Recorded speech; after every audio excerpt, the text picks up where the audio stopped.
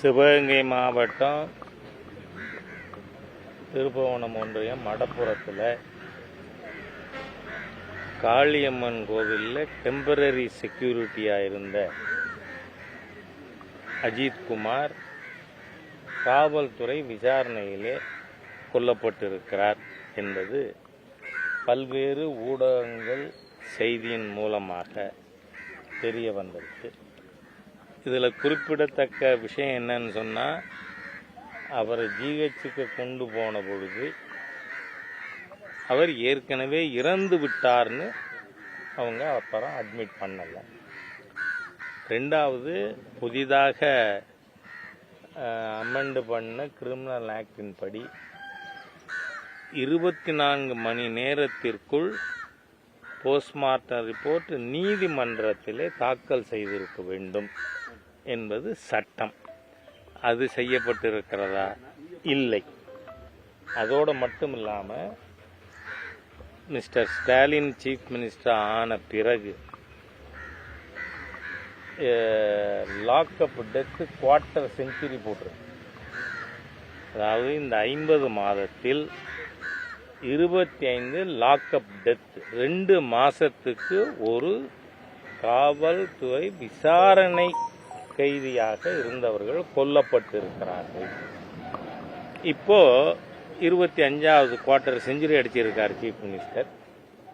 அந்த கொலை அஜித்குமாரோடது. நான் கேட்குறேன்,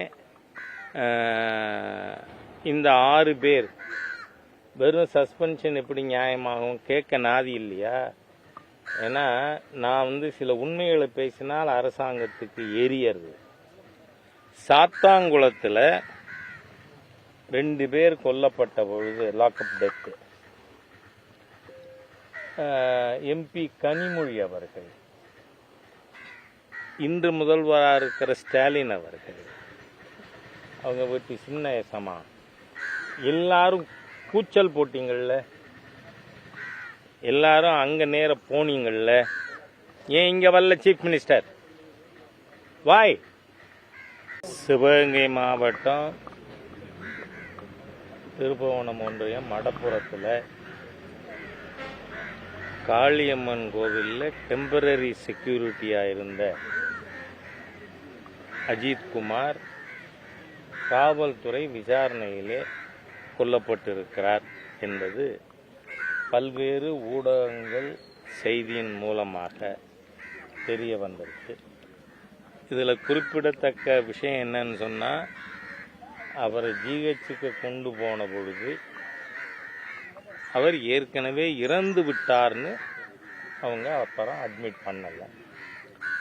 ரெண்டாவது, புதிதாக அமெண்ட் பண்ண கிரிமினல் ஆக்டின் படி 24 மணி நேரத்திற்குள் போஸ்ட்மார்ட்டம் ரிப்போர்ட் நீதிமன்றத்திலே தாக்கல் செய்திருக்க வேண்டும் என்பது சட்டம். அது செய்யப்பட்டிருக்கிறதா? இல்லை. அதோடு மட்டும் இல்லாமல் மிஸ்டர் ஸ்டாலின் சீஃப் மினிஸ்டர் ஆன பிறகு லாக்அப் டெத்து குவார்ட்டர் செஞ்சுரி போட்டிருக்கு. அதாவது இந்த 50 மாதத்தில் 25 லாக்அப் டெத், 2 மாசத்துக்கு ஒரு காவல்துறை விசாரணை கைதியாக இருந்தவர்கள் கொல்லப்பட்டிருக்கிறார்கள். இப்போ 25வது குவார்ட்டர் செஞ்சுரி அடிச்சிருக்கார் சீஃப் மினிஸ்டர். அந்த கொலை அஜித்குமாரோடது. நான் கேட்குறேன், இந்த 6 பேர் வெறும் சஸ்பென்ஷன் எப்படி நியாயமாகும்? கேட்க நாதி இல்லையா? ஏன்னா நான் சில உண்மைகளை பேசினால் அரசாங்கத்துக்கு எரியறது. சாத்தாங்குளத்தில் 2 பேர் கொல்லப்பட்ட பொழுது லாக்அப் டெத்து, எம்பி கனிமொழி அவர்கள், இன்று முதல்வராக இருக்கிற ஸ்டாலின் அவர்கள், அவங்க வீட்டு சின்ன எசமா, எல்லாரும் கூச்சல் போட்டீங்கள்ல, எல்லாரும் அங்கே நேர போனீங்கள்ல, ஏன் இங்கே வரல சீஃப் மினிஸ்டர்? வாய். சிவகங்கை மாவட்டம் திருப்புவனம் ஒன்றியம் மடப்புறத்தில் காளியம்மன் கோவிலில் டெம்பரரி செக்யூரிட்டியாக இருந்த அஜித்குமார் காவல்துறை விசாரணையிலே கொல்லப்பட்டிருக்கிறார் என்பது பல்வேறு ஊடகங்கள் செய்தியின் மூலமாக தெரிய வந்திருக்கு. இதில் குறிப்பிடத்தக்க விஷயம் என்னன்னு சொன்னால், அவரை ஜிஹெச்சுக்கு கொண்டு போன பொழுது அவர் ஏற்கனவே இறந்து விட்டார்னு அவங்க அப்புறம் அட்மிட் பண்ணலை.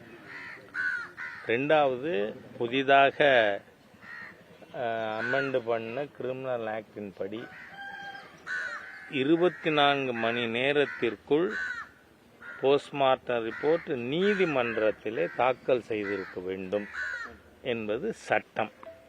அது செய்யப்பட்டிருக்கிறதா? இல்லை. அதோடு மட்டும் இல்லாமல் மிஸ்டர் ஸ்டாலின் சீஃப் மினிஸ்டர் ஆன பிறகு லாக்அப் டெத்து குவார்ட்டர் செஞ்சுரி போட்டிருக்கு. அதாவது இந்த 50 மாதத்தில் 25 லாக்அப் டெத், 2 மாசத்துக்கு ஒரு காவல்துறை விசாரணை கைதியாக இருந்தவர்கள் கொல்லப்பட்டிருக்கிறார்கள். இப்போ 25வது குவார்ட்டர் செஞ்சுரி அடிச்சிருக்கார் சீஃப் மினிஸ்டர்.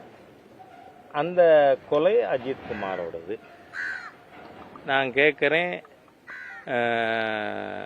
இந்த 6 பேர் வெறும் சஸ்பென்ஷன் எப்படி நியாயமாகும்? கேட்க நாதி இல்லையா?